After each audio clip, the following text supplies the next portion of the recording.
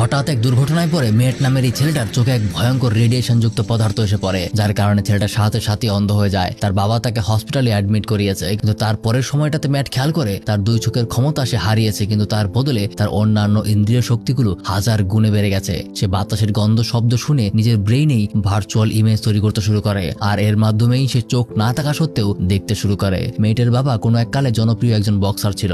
মাঝখানে তিনি তার ক্যারিয়ার থেকে লিভ নিয়েছিলেন, কিন্তু এখন ছেলের এই অবস্থায় টাকা পয়সা জোগাড় করতে আবারও সে পুরনো ক্যারিয়ারে ঢুকে পড়ে। তবে এটাই ছিল তার ভুল সিদ্ধান্ত, কারণ কিছুদিনের মাথায় এক ম্যাচ চলাকালীন সময়ে সেই অপোনেন্টের হাতে মারা যায়, আর এইদিকে মেট হয়ে পড়ে একদম একা। পরবর্তীতে সে এতিমখানায় বড় হতে শুরু করে, আর ধীরে ধীরে তার ক্ষমতাও আরো বাড়তে শুরু করে, যেন সে কোন সাধারণ মানুষের তুলনায় কোনো কিছু চেঞ্জ করার ক্ষমতা তার এখন হাজার গুণে বেড়ে গেছে। তাই তার চলাফেরা, কথাবার্তা সবকিছুই একজন সাধারণ মানুষের থেকেও অনেক বেশি নিখুঁত। আর সেখান থেকেই অনেকগুলো বছর পার হয়ে যায়। ম্যাট এখনো তার ক্ষমতা বাড়ানোর জন্য প্রতিদিন আলাদা আলাদা প্র্যাকটিস করে। বর্তমানে সে একজন আইনজীবী। কোর্টে কোনো অপরাধের সত্য বলছে নাকি মিথ্যা বলছে তা সেটা সহজেই সে বুঝে ফেলতে পারে, কারণ তার নিখুঁত সেন্স করার ক্ষমতা দিয়ে সেই সামনে থাকা ব্যক্তির হার্ট রেট থেকে শুরু করে শরীরের তাপমাত্রা সহ সবকিছুই মনিটরিং করতে পারে, যার ফলে সে সহজেই বুঝে যায় যে লোকটা মিথ্যা কথা বলছে।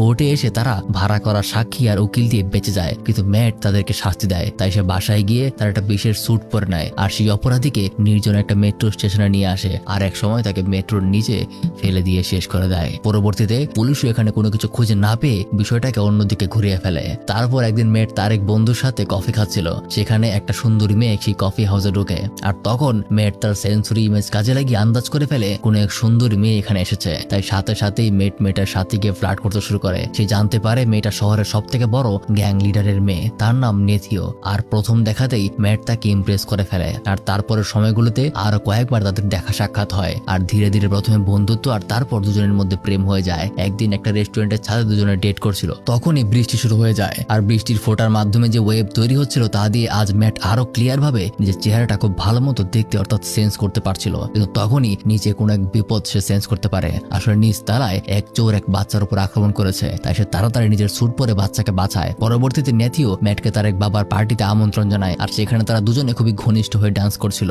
যে বিষয়টা নেথিওর চাচা দেখতে পায়, আর বিষয়টা তার পছন্দ হয় না, তাই সে ম্যাটকে মারার জন্য কিছু গুন্ডা ভাড়া করে। কিন্তু ম্যাট সেখানে এভাবে সবার সাথে ফাইট করে পারবে না, আবারও তার স্যুট সে পরে নেয়, আর এক এক করে সবগুলিকে ধুলাই করতে শুরু করে। সেখানে তাদের মধ্যে এক মারাত্মক নিশানাবাজ ছিল, সে মেয়েটির উপর খুব রেগে যায়। এক সময় ফাইটিং এর মধ্যে নেথিওর বাবা, যে নাকি শহরের গ্যাং লিডার ছিল, সে মেয়েটের হাতে মারা যায়। তার কারণে নেথিও সেই মুখোশ পরা মানুষটাকে শেষ করে দেওয়ার প্রতিজ্ঞা করে, কিন্তু সে তো জানে না এই মুখোশের পেছনে আসলে কে আছে। পরবর্তীতে নেথিও মেটকে মুখোশ পরা অবস্থায় খুঁজে বের করে, আর তার উপর হামলা করতে শুরু করে। এখানেই আমরা জানতে পারি আসলে